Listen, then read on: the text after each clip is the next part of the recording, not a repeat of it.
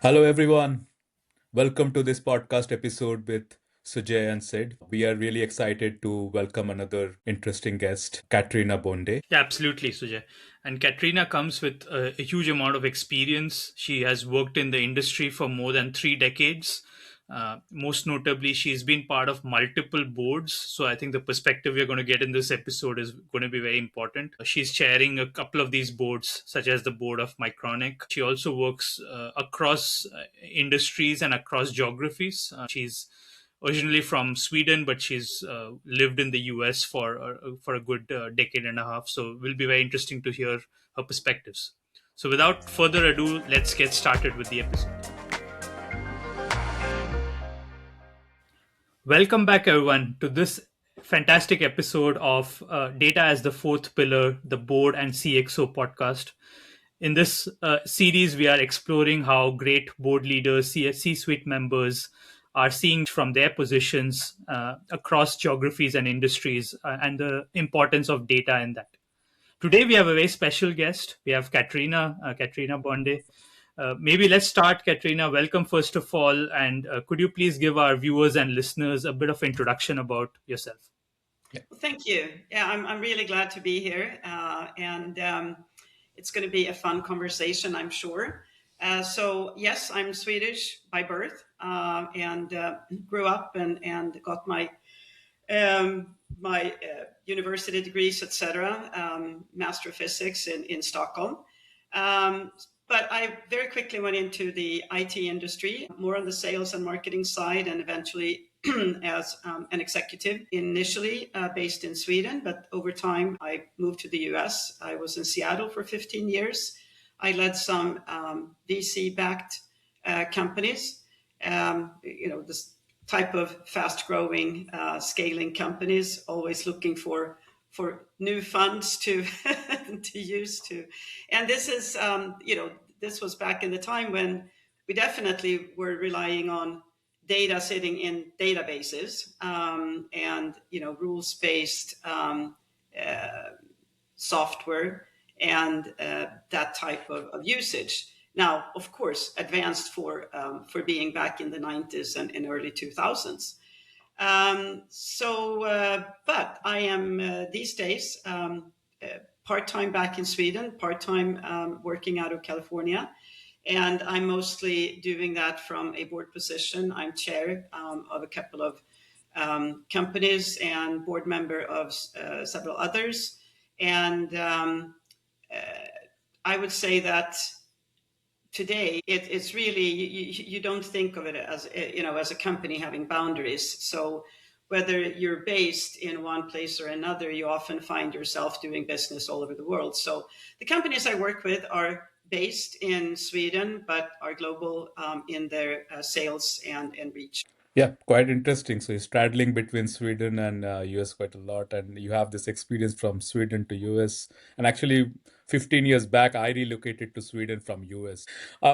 So, Katrina, with your vantage point and the depth and the breadth of experience that you have today, and we see the industry around us is transitioning from an information age to an intelligence age with all AI and AI agents being deployed in enterprise. At least some level of hype is also there, but there is real business value realization as well. So, how do you see organizations at the board level treating this transition as? Are they very much looking forward to it? And what are they able to achieve the low hanging fruits, or what are they struggling with? So give us a flavor of it. Will be really curious to understand your Hmm. perspective. Yeah, so of course, it really depends on what type of company you are, i.e., what industry you're in, and also where in the world you are. So I'm currently not just with tech companies, I'm with, wider range in a wider range of industries. But I would say that if you're somewhat involved and have technology as your advantage, you're obviously looking at what's going on with your competitors, your customers. How is agentic AI changing your possible advantages, or how is it changing your competition? Maybe they're getting an advantage that you're not taking.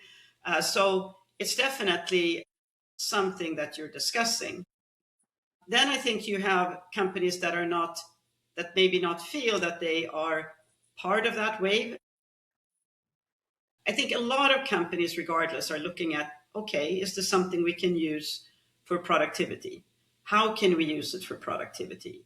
Even if you're not in technology yourself, you're probably looking at, when you're acquiring new software systems, what do they do? How are they utilizing? Are they taking advantage of this? And you're asking your vendors, are you adding any new features? Can we use data from our customers? So those are the things that I see happening. And of course, being in two high tech prone countries like Sweden and the US, of course, this is on the agenda. But I also now and then come across people who say, "Oh, I wish my company was a little more forward leaning, and we have so many issues going on that we can't deal with this too." Just to add few perspectives here, when we are speaking, Sujay and myself, to many board and C suites, there's also, irrespective of if you're a tech company or not, right? A lot of enterprises in the last decade has gone through or are still going through a kind of digital transformation, right? Where they are perhaps moving a lot of the application and the tech infrastructure to much more scalable cloud, right? Do you see also that being a precursor or even more expedited now with this AI ambition? Because in a lot of ways, the power of AI and what comes ahead with it, even though you may not want it right now, at least boards and C suites might think of it in the long term plan. And if you think of it from a long term plan, you first need to have the digital and as well as have the data, which is kind of going to be a topic we'll delve into deeper, backbone before you can start really capitalizing on AI. Do you see that? Yeah, absolutely. I think the ones that are the ones that are the savviest are looking at it as a continuation. This is not, oh my God, this is a completely new thing. It's not. Information in some shape or form hasn't, been in people's heads just up until recently. I mean, you go back 500 years, they had ledgers where they were recording. They were on paper, not that easy to share. You would have to take it under your arm and walk to someone else's office or go to another city and bring your big ledger with you. So obviously, it was much more cumbersome to do something with data.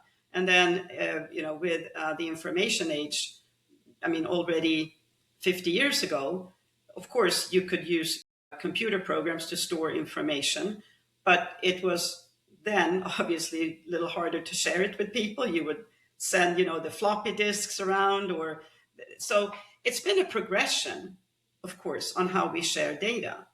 And then, like I said, with the rules-based type of software systems that we were creating in the companies where I was working when I lived in Seattle.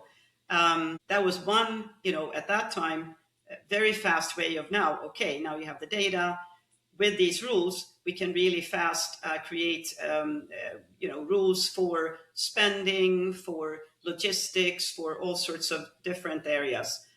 Now, suddenly, we're in an age where we're looking at, okay, there are now programs that can take the information and on their own learn how to use them. This, of course, then becomes, this is a whole different ballgame, because now you need to be 100% sure that the data that this program is picking up, where did it come from? Where did it pick this up? It's just like people, when people are sitting talking and someone said, "Oh, did you know that?" And then they go to the third person and you have this whispering game. So AI can be just a huge whispering game if you're not careful.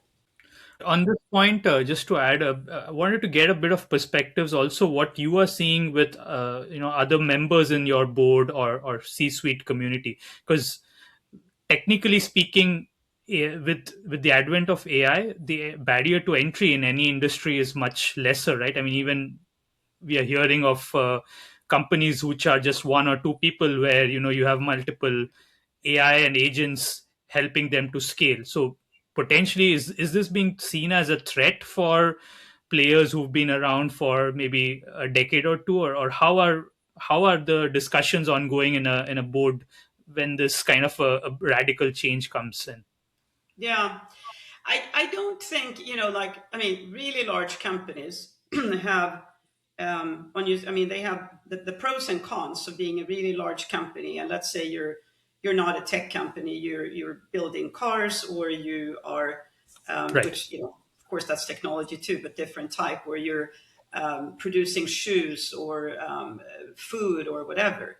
Um, yes, can two people in a garage suddenly using all sorts of technology um, get ahead? But the really large companies, they have so many customer and vendor relationships and chains that for them, I think it's more, the competition between these large companies is going to be who is going to be smartest in utilizing new technology. But I do think a really small company can get a leg up and grow pretty fast to a decent size utilizing technology.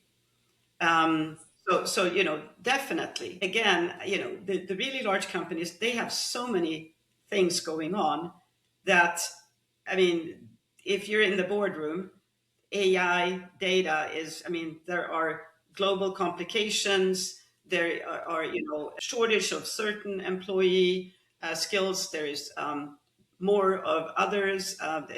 It's just very complicated. Yeah. So it's not just AI. And I think it's really important to put AI in a perspective of, to me, actually, it's at a board level. I think you really need to make sure that the company operationally that they are looking at. I mean, I want to ask the questions. Have you looked at, using new technology for this and that? Do we have any productivity gains from something, or do you see our competitors using something like that? Those are the questions that we need to ask from a board level, because we can't be experts on every part of where a company could particularly, use AI, but we can ask the questions. Exactly. That's a key role as well for the board member. And finally, AI or data, these are means to achieving the business goal. So ultimately, you are looking at providing higher value to your stakeholders, right? Be it your customers, the internal employees, or the shareholders. So that Yeah, means to the goal perspective is very critical. However, I think in the book also we talked about all these stakeholders typically are always asking for more. Give me more. Employees are asking for better life or better tools to work. Customers are asking for better pricing or better customer experience. So that give back more pressure is actually what enterprises are facing more and more. And now you try to leverage AI as a means to achieve it, right? So that's the hmm perspective. And Katrina, one of the important part is that AI I see is just not a technology. It's actually impacting different parts of the organization. It's about processes, it's about people, and it's about data as well. So it's just not about technology that people see. Tech is one part of it, but to deploy AI, finally, people have to be involved. The processes might have to be improved or changed. So there's a whole transformation part.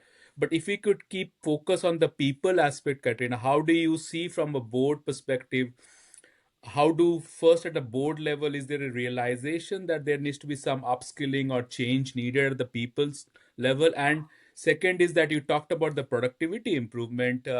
How is that incentive model for individual employees coming in, that they need to adopt AI and also give away their knowledge to some AI tools, and that knowledge is part of your core differentiation why you have your job? Yeah. So I think from a board perspective, I'm chair in several companies where I really want to make sure that board members, because we all have different backgrounds, that we all understand something of what these tools can do. This is not just using Chat GPT, which may be the only way someone has used, or some people haven't even used that. So, and I think it's important to get people's curiosity up. So, for example, in a company, Simpler, which is a fintech company based in Stockholm.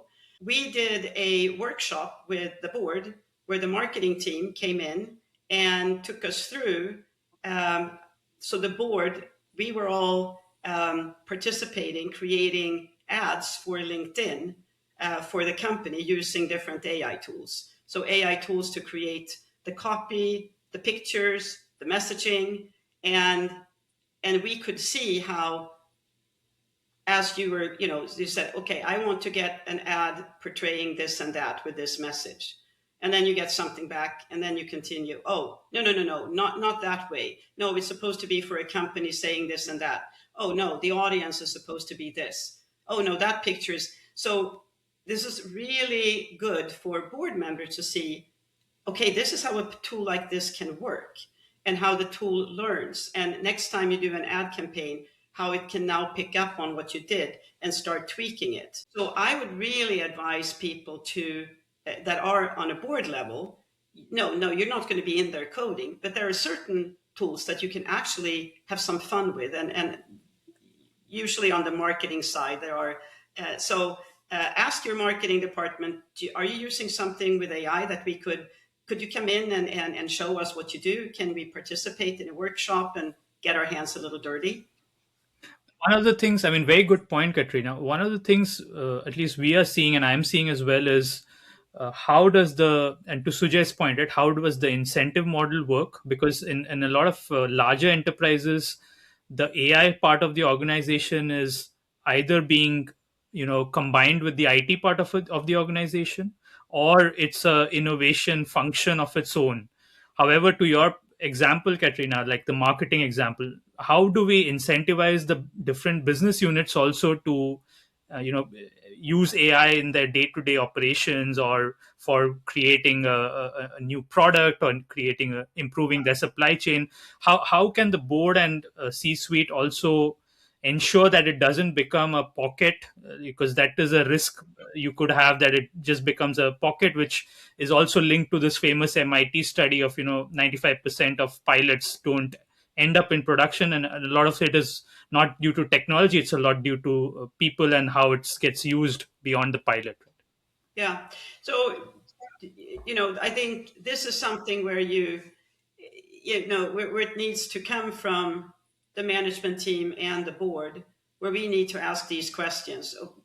Because what you want to do, and it's not just AI, it's you need to make sure that an organization always learns, that there's curiosity.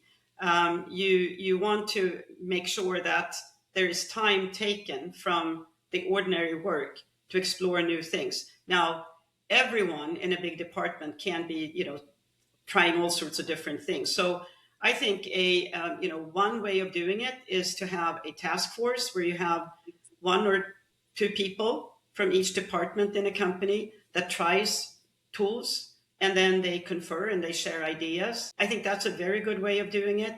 And to give that a little significance, I think they should be coming to a board meeting and show what they've been doing, and we should be asking, a year later, what did we get from this? Are we adopting some of this? What do we think?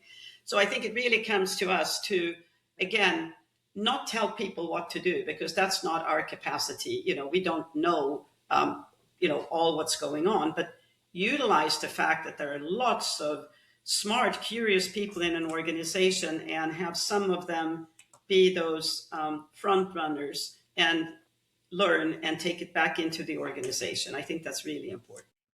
Yep. I think that's very critical, Katrina. Now, if we can delve into the next topic, we all know that data is critical for the success of AI. But however, another research paper quotes that only 1% of the data is in the LLMs. So that's a really drastic gap that we see. How do, from your perspective, and your personal viewpoint on the importance of data, or how are organizations changing? Are they changing their mindset? Is data treated as a byproduct of doing business operations, or are they thinking, no, data is my true differentiation, the true IP intellectual property that our enterprise today has its own data in either in terms of knowledge about customers, knowledge about supply chain operations, product development, and etc. So, how do you see the role of data? Well, yeah, I mean, I think you just mentioned here at the end what the it you know it, we don't sit around and say, oh, data is our biggest asset. But what we say is our customers, that's our biggest asset. So knowledge about them, who they are, how they behave, what they buy, what they don't buy, who didn't buy, who said, et cetera, et cetera. That's really critical data. Um, Product behavior. For example, if you're, I'm at a company, Mycronic, where we make high-end, very sophisticated electronics equipment. How people use our products, how they use the equipment, of course, that's incredibly important to know. And from a support perspective, when can there be failures? How do you fix that? All that information is extremely important. Then it comes to the people in your organization. I mean, we've probably all seen over the past decades where, in the beginning, the information about your employees were maybe their names and their names, their address, their phone number. And then today we have much more intelligent HR systems, which are all about, what people are, what they've been doing, what they're good at, where they want to go next, skill levels, how, the groups in the company can work together. So there's been a progression. And of course, there's been lots of tools that, because if you go just a couple of decades back, there were, and there still are, silos in companies. So here's this data, and here's this data.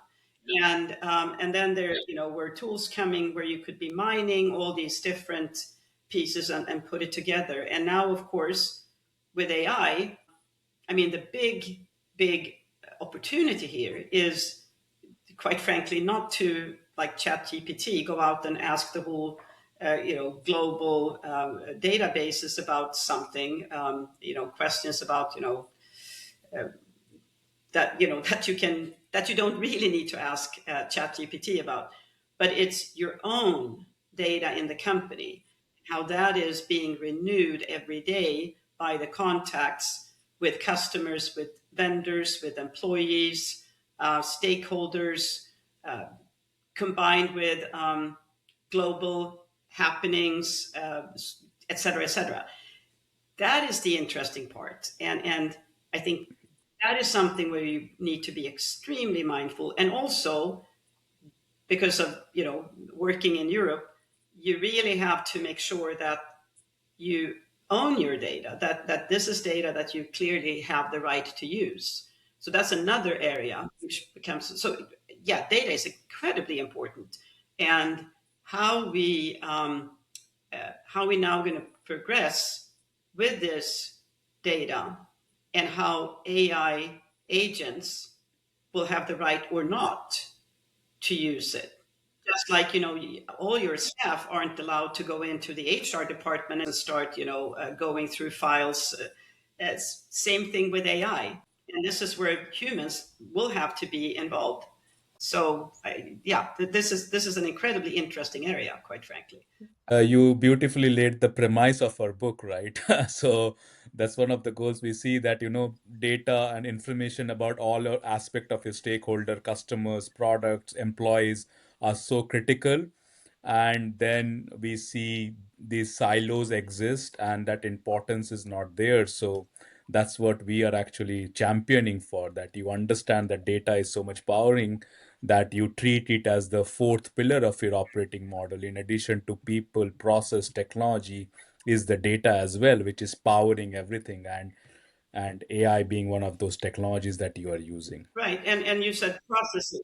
And I think that's the other really important thing, that data, a piece of data in itself, means nothing. I say 10.2. That's a piece of data.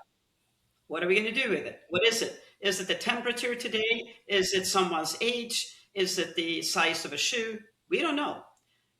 So it's not until it has context, and that context is, you know, there's something done with that. Yeah, and that's where I think I was exactly going to hit that point. Right? I saw a couple of pieces. One actually from a couple of VCs saying that 2026 is the year of the context. Right, this year being important for that, especially for AI, but also for businesses. Right, because what we see in a lot of our discussions is, to your point, Katrina, the example of, you need to capture all the information of your customer.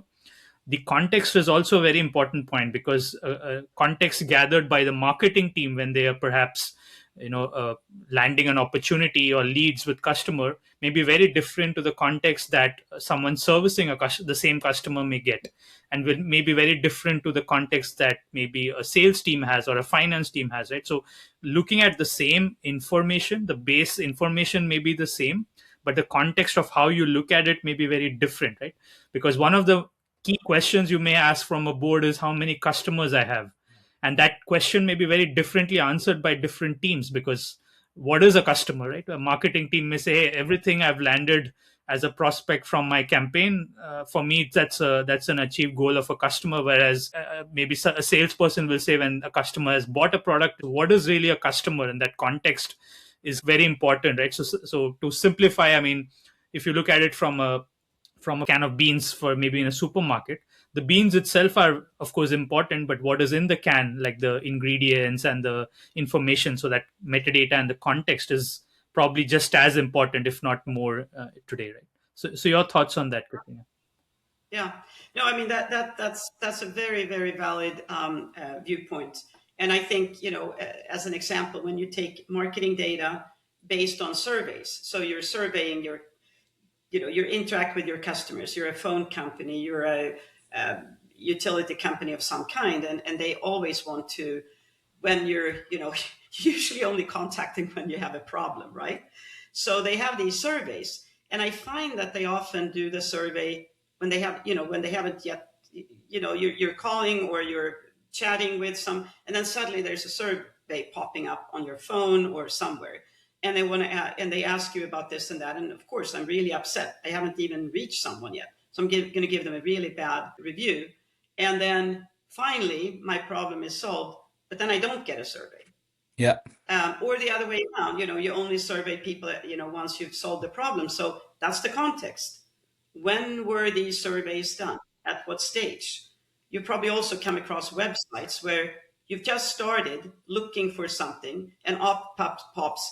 How do you perceive our website? It's like, well, go away. I haven't even been able to get into it yet. The all those silos that we talked about, different business functions, I see that's one level of maturity. And in our book, we have talked about three stages of maturity: the fundamental stage, the scale stage, and automated stage. As one company enterprise wants to move from that fundamental towards automated, you need to capture this context, because that will be the critical food for the AI agents. And however, this is also the most difficult part. Means, okay, combining two applications, joining the silos, the technology tools are available, you could do that, but capturing that context, the marketing executive or the support executive that they have in their mind, it again comes back to that incentive model of having them document that context, right? And then only you can reuse it later on. So it also comes back to again to the human aspect of how you are motivated to do that. And that's a much more difficult problem, I believe. And not only for once, you have to keep doing it as your processes are getting executed, new people coming in as well. Yeah, I mean, and I think that is I mean, and AI isn't solving this. AI is quite frankly making it more important, but in a way harder, because now we're going to be able to extremely fast make decisions based on software that is starting to. I mean, AI kind of learns patterns, and I mean, it's statistics. It makes predictions, but it's not the truth. I mean, AI doesn't know what's going to happen, but it's. I mean, it's like the three of us. We can sit around here and guess what's going to happen next, but we won't know. And AI does the same thing.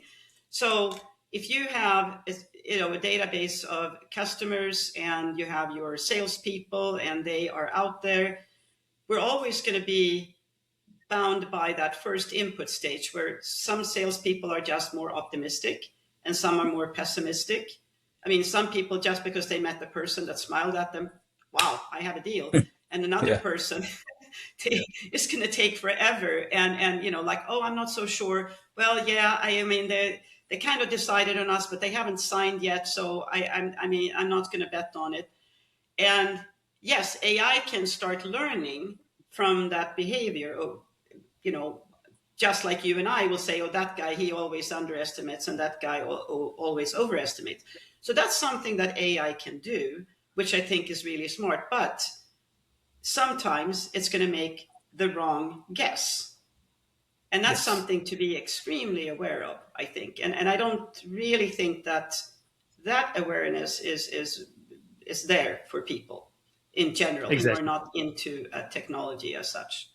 Fully agree, and I wanted to hit that point, Katrina, because you seemed very very much aware of what is happening, also perhaps due to your broad experience, and also being part of the tech industry. But how do you see it with other board members, right? Do they have the same understanding, or is there differences in the understanding of the importance of data in AI? Also, are they themselves using data to make decisions? Because of course decisions is very much a instinct and a gut driven thing as well. So how does this combination of using data versus using gut come in? Yeah, it really varies. I think for many people, I mean, because AI is such a buzzword, and it's so much connected with, oh, AI is going to come and it's going to do everything, and employees won't be needed. We're just going to sit here, and AI is somehow just, I don't know, will be there, and so, and of course, people that are smart understand that that's not exactly the case, but they can't really see exactly how this is going to happen. And I would say a lot of board members who are not in the tech industry, I think they still, I mean, they're often curious people. They've used ChatGPT or some other tool like that. It's quite common and popular to summarize long documents. That's something that a lot of people who have to read tons of information, they summarize. And if you've done that a number of times, you start realizing that, well, yeah, you get a summary, but maybe. So for me as a board member, when it comes to board papers, since I'm the one responsible, I don't dare having just a summary. Yeah, summary is good before I start really going through. It's like, okay, well, this is what, but I will always read everything if I know that I'm the legally responsible for something. I wouldn't rely on a summary. So I think that's usually where I hear other people who are colleagues of mine in boards, but without a tech background. That's a lot what they use AI for, to summarize and go through tons of information without having to read everything, because there is an overload of things being written today, quite frankly. Yeah, I was a little sad when someone, where I was recommending a really interesting book, and then a week later, when I saw him, he said, "Oh yeah, and I was going to download the book, but then I found I could create a summary online from it, so I didn't have to read it." I'm like, well, this author had really nice formulations. It was really interesting from that perspective. We would hate to hear that, because we spend a lot of time to write and research the book. So if someone was to just use a chat GPT summary, that would be quite painful for us as authors. Yeah, yeah. And I think that's the flip side of any technology or any innovation that happens, right? And Katrina, you alluded upon that what AI is also done is that increasing that speed, right? The speed of execution, the speed of decision making that is needed. And you earlier touched upon the compliance aspect of it when there's employee data, who can see and who not. And you have to be more careful when you deploy AI into such kind of information data set that AI does not leak your way through and you are now getting sued or you are your brand is getting damaged because AI did something. And then the third aspect is the quality aspect of data and the quality aspect of the decision making by AI based upon that data, right? So towards that, Katrina, we have coined this term called data intensity. And like data is fire and there is a fire intensity, so leaning from that, what is data intensity is how the AI is impacting the levels of quality, compliance, and speed. And more organizations deploy AI, the intensity of data requirement is going to increase because you will need higher quality data. AI will just trust the data that you have given, and then the compliance aspect, and then the speed aspect.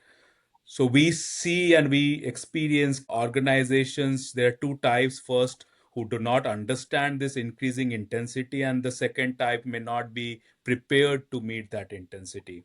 So, with this formulation, Katrina, what's your perspective about this changing game? Because that's what we see, the difference from the information age to the intelligence age. This requirement of data intensity is going to explode, and organizations will find themselves struggling to meet that. And then the flip side will be, okay, let's stop all the AI initiatives, but then you will burn down your enterprise because you will fall so much behind the your competitors, right? Yeah, this is going to be a huge part of getting on the bandwagon of new technology, is to ensure that not only that you have the tools, but like you said, the data has to be, you need to be really sure. You need to prove that this is correct. You need to understand the sources that it comes from. You also need to understand that when something goes wrong, it can go wrong much faster and with a wider, it's going to spread much faster. And you can really damage your reputation. That can go very fast. So we don't know how legislators are really going to deal with that. So that's another area where Europe, of course, is erring on, well, we need to rein this in some way, shape, or form. I mean, there's already EU regulation around how you can store data. There's EU regulation for example, that you need to have people's consent to pick up market and customer information. And how you store it and who can have access to it. That's already there. Then you add the layer of AI. So this is another of those uncertainties from a board level. So how can, you want to go all into something and then, well, wait a minute, is the all in going to be, a problem once that legislation comes? So we don't know this yet. The US, there is no particular regulation that's being waved in front of us yet. So I think that's going to probably be more, as a lot of things are here in the US. It's case law. So if there's some customers that are mistreated or illegal activities happening or something else, and it's based on AI, there's going to be obviously lawsuits. Just because there's no regulation doesn't mean that you don't have to care here in the US. You still need, the same rules apply, that as a business, you're responsible for your products and your actions, etc. And the good thing here, Katrina, is, I mean, very good perspectives from both EU and US. I mean, in my opinion, either way, even if you have regulations or not, right? I mean, data is still important, because if you have regulations, data can be a solid foundation. When I say data, I mean data and the context will be solid foundations to at least explain and audit based on regulations. For example, I am seeing already some big enterprises start looking at AI Act in EU, where they need to categorize the risk models. But then to categorize the risk models, they are using data as a base, because then they will say, oh, for that model, these are the kind of data I'm feeding in. This is how the quality of the data is, to Sujay's point. This is how we've ensured the data is, for example, anonymized, so that you're not sending any sensitive information and training your models based on information that are GDPR compliant, for instance. And but even in if this regulation is not there, right, this information as such is still gold mine, because you could use this, to your previous point, better perhaps maybe even come up with new business models. You might move, maybe I see a lot of customers of ours moving maybe from selling a product to maybe selling services, like value added services, purely based on the data they've collected, because they understand what kind of services that your end customers require based on maybe products that are acquired. So I mean, in my opinion, either way, data will be very important differentiator, either from a defensive standpoint for regulation, or from an offensive standpoint for value. Absolutely. I mean, for example, if you look at the fashion industry, the clothing industry, that usually, they try to predict, what people are going to want next year, and because they have to manufacture well in advance, and they're going to predict about, this and that and the other. And I think that if you can be much more fine tuned, and instead of creating these gigantic numbers of pants or t-shirts or whatever, you can be more just in time, based on needs that you're capable of understanding quicker, because you can have a tight connection with your customer, for example. So I think there are absolutely opportunities here. You just need to be able to engage with customers who want to engage with you. But I think if they perceive that you, as a company, you're engaging with them because you want to give them something better, then I think people will want to play along. But I think you need to be open about it. Yeah, yeah. And then with that, the experience and the perspective that you have on this data topic, how do you see within your board community their knowledge level, their understanding level of this importance of data in the success of AI or even transforming your business? Do you see it's already there, or it is something that needs to be there? Any suggestions or feedback or words of advice you would like to give to your colleagues, board members who might be listening to this podcast? I think it varies a lot. I think it would be really important for more people to not shy away from this because they think this has to do with technology. This is not technology. This is about information and utilizing information between customers, your company, your products, and utilizing this in a smart way. And AI isn't the only way to do this. It just adds another layer. So I think, just understanding this difference between, you can have predictable, things that you can look up in tables like your tax regulations or your HR policy. AI is not going to be in there and changing HR policy or the tax regulations. Yeah. Heaven forbid. But so there are certain things that, no, AI isn't going to change that.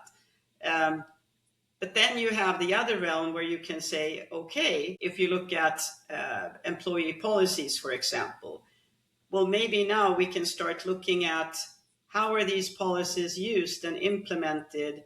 Are they helping or hindering? So you can do other things. So you can, and I think that philosophical way of how you use AI, that's what we need more understanding of at the board level. Right. I mean, also looking a bit forward, Katrina. I mean, I'm kind of also playing a little bit of a crystal ball game out here, but I see, at least in the near future, agents also coming as a aid or a first line for boards. For example, if a board wants to know the health of the company, or if the board wants to make a strategic decisions, there might be certain agents that they can just talk to, or ask a question, just like you do today with chatbots, etc. But then behind that, the level of depth you will get on the answer and the kind of follow-up questions, especially the kind of questions you are asking, that will only be possible when the right data foundation is there, right? So for example, just giving a hypothetical example, if you wanted to open a new plant as a manufacturing company in, say, a new region altogether, right? Of course, you could ask C-suite and ask them what would be the projected budgets, what would be the projected operating cost, and you might get some good projections. But imagine if you had the data, not just data of how much it was the past history of doing this in a plant, but also external data. For example, understanding the regulations of the land you are opening the plant in, what kind of processes they follow versus what kind of processes you follow today as an enterprise, right? So that may help the board make much more better decisions of whether to actually go ahead and open the plant, if so when, what Mm-hmm. would be the challenges, right? So I'm just giving an example of, of course I see a lot of agents and chat gpt and bots being used also by board members, but to understand what is the data being fed may be very important to make the right decision versus make a wrong decision based on that inference. Yeah, and I think this is probably the crux of the matter um, to go from where this first phase that has been all about crawling around all sorts of databases around the globe and coming up with answers that may or may not be useful to I think it's even better to start small and say, okay, this is data that we as a company know, and we know it's for us the truth, and start utilizing AI tools on that and understanding that this is something where we know the source, and then starting to hook in other. I mean, you can obviously you could probably very quickly bring in vendors, certain business to business partners, etc. Um, so I think that understanding that the data itself is what's going to be. If you have bad data, the output, it doesn't matter what how sophisticated AI technology you're using, you're still going to get an answer you can't trust. Yeah, and well put, Katrina. I think time is flying, and this actually a nice segue to our signature question. You have been talking about data, so if you have to personify data, Katrina, that you have been talking about for you as a person, either it's someone in your life or it's a fictional character, who could that be for you, Katrina? Well,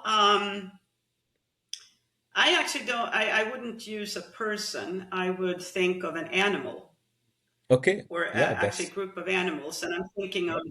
I'm thinking of bees, honeybees. Okay. So if you think Mhm. of honeybees, they are actually incredibly smart in Uh-huh. storing and sharing data. Uh-huh. So honeybees use all sorts of tactics to move data along, kind of like the process when data is flowing in AI. They use scent, aromas, the pheromones that they can exude. They have these wiggling dances. They can show each other through some dance, okay, in which direction is this food source and how far is it? So it's really interesting to see how an entire huge group of animals in a beehive can tell each other about where data is, where it's stored, etc., by using all sorts of their scent and the movements of their bodies. Yeah. Quite unique, quite interesting. Yeah, and how do you see then the queen bee? Is that the board and the C-suite member who is the queen bee orchestrating the rest of the bees?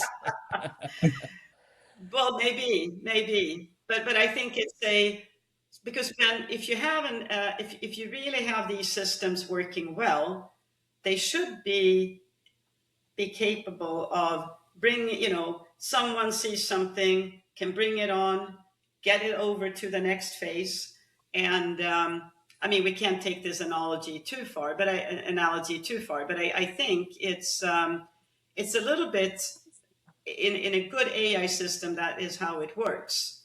Um, and there is I don't know if we're the queen bee on the board, Yeah, but hopefully we're part of the solution.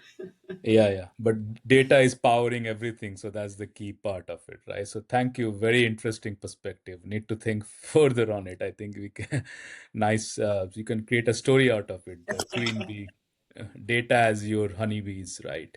Great. So, Katrina, as we come closer, is there any topic or thoughts you would like to share that we did not venture into in our conversation today?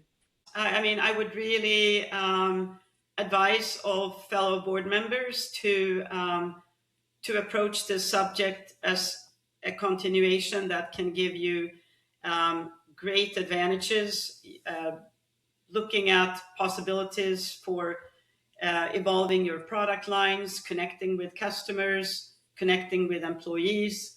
But do understand that the information that is the core of these systems have to be vetted and trusted, because otherwise it can go it can go wrong fast. Very well said, Katrina. Yeah. With that thought, I think I'll let you go. Thanks a lot for joining us today, Katrina, and we keep championing for data. So thanks a lot for you sharing your perspectives today. Really enjoyed the conversation. Thank Thank you, you Katrina. for a very interesting conversation. Thanks. Yeah. Thank you. So yet another amazing episode, right? So just so many great perspectives and discussions that we had with Katrina. I really love the conversation. So quite a lot of good key takeaways from this as well. Let me start off. The first one I think was a good reminder for me, at least. What Katrina mentioned right towards the beginning, that in most boards and especially at C-suite level, data is not a direct topic on itself. She mentioned very well that the key topic is what matters to the board, and for boards mostly this is customers, which their enterprises serve, of course their shareholders, their employees, maybe business partners. So I think an important reminder is to not directly only talk about data and the value it has, but more see data as the means towards goals, at least at a board and a C-suite level, where the spectrum of understanding of data might be varied. So it's I think very important to connect data to the right goals for a board for sure.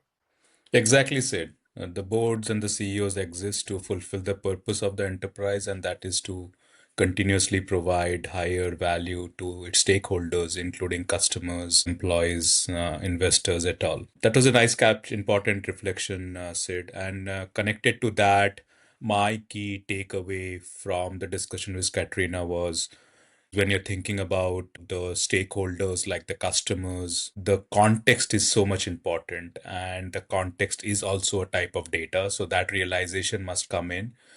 She mentioned this example, the survey problem example, where a customer receives a customer satisfaction survey before even the customer support team has fixed the problem. So that's a challenge in many enterprises when they are executing these business processes. That context is missing, not available, or inaccurate. And that context itself is as data as well. So I think that highlights the importance of data, and that will multiply many folds when imagine AI agents were deployed, right? So we, I think, reiterate on this point that context is king. This is a common thread across many of our discussions, and we have captured in the book. And it was really highly valuable that it got again captured in this discussion with Katrina. So I think that's my first key takeaway, Sid. Yeah, very important point. And yeah, I think we are seeing a pattern across some of our episodes, right? And this is another important one. I liked how Katrina also said something we've heard in previous episodes, where especially at board level, she mentioned that context is important when we want to look beyond the basic productivity and co-pilot kind of initiatives to really initiatives that are, to the first key takeaway I mentioned, really having value to the key stakeholders. So connected to that I also had a perspective which she shared, and we had a good discussion around that, is how boards are also the change makers in this case, right? So they are also responsible for ensuring the right culture, the right setup is in place to facilitate both AI as well as, importantly, data and context in that setup. So I think she mentioned some good examples. She mentioned in one of enterprise where she's part of the board, they did like an AI hackathon. She mentioned also the importance of having people incentivized and some employees looking at this from an innovation charter perspective, but then do it in a very organized fashion, and from there identify what really matters And that's where I guess the boards and the decision making comes in to ensure you pick the right initiatives, something which we also heard, for example, Carl talk about a couple of episodes ago. Yeah, that's very critical, and that's an important role the boards play to help prioritize the direction the company needs to work towards or spend its resources. And connected to that, like you said, Sid, the boards are the change makers, and AI is on top of the agenda for boards. And hence, this key takeaway from our discussion with Katrina when she talked about the whispering game risk. She compares like AI to this children's game of telephone or this whispering. One whispers into the another and it passes along. So imagine an AI is deployed and you're really not then knowing where is this original data source. The AI becomes a massive engine of distortion. So it's very important that this data and the context are properly documented and available to AI, such that these whispering game risks do not get highlighted. Otherwise, all these initiatives and change the board is driving and leveraging AI for that will actually do more negative than good. It will turn them in a negative direction, right? If this whispering game risk gets heightened in that AI world. Yeah, absolutely. And I can imagine from Katrina and her vantage point, she really wants that connected information, coming back to that context point you mentioned, Sujay, because Yeah. that silo will really be the key to understanding how your competition is doing versus perceiving what is happening at a silo versus that connected thread that you mentioned. So that's an important risk to mitigate. Talking about risk and mitigation, I think there was also towards the end a very good discussion, and to understand Katrina's perspectives, both working in EU, like she mentioned, she is in Sweden quite often, and she is Swedish, of course, as well as what she's seeing with her experience in the US. And one, I think, common thread, which I also mentioned in the episode, comes together, right? Irrespective of US or EU, whether regulation in EU is critical or some kind of innovation is happening in US, it's imperative that enterprises and boards needs to really take data first, and then link to that, of course, the right AI initiatives as a key important subject, right? So whether you use it for driving regulations to mitigate risk, as you said, but the same data could serve the purpose of also providing value. That's the key benefit which we have also seen and put in our book about data is not just something you use for one use case and then again you have to start from scratch. You have a lot of compounding value, as we call it, Yeah. for data. So that's kind of an important takeaway from the geographical perspectives. Yeah, certainly. From a geography to geography, the primary drivers or the outcomes might be different, said. But one, even though board's job is to focus on that outcomes, but I'm sure they are experienced and pragmatic to realize that the inputs are those which decides the output, and then data becomes a key input to all the change initiatives they are driving for their stakeholders, right? So that realization is very critical. And Sid, the final key takeaway, I think, when we again ask this personification question, which we are getting interesting responses, and I think this time we transcended from the humankind to the animal world, right? When Katrina likened it to honeybees, which was so interesting.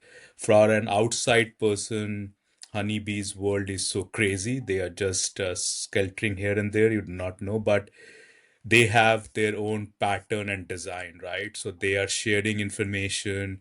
They are using a lot of metadata like the scents, the pheromones, and they are doing a lot of context sharing like the wiggly dance, which they only understand. And through that, they are communicating with each other where is the value, the food is, which direction to go, which are meaningful, bring it back, and then create value for an organization. So it's a perfect analogy of a highly functioning data organization, which was so interesting. And I didn't think it in that perspective. But if you think deeper and deeper, there is that method to the madness or the chaos that exists. And that's the way organizations need to think about how do they leverage their data, the metadata, and the context, and deliver value to the organization. And then the queen bee are those boards and the CEOs in this honeybee context. That's the role they need to play to enhance value for their organization while mitigating all the risk and negatives and the downsides that we talked about. Absolutely. Great. So it was a wonderful episode for us having this conversation with Katrina.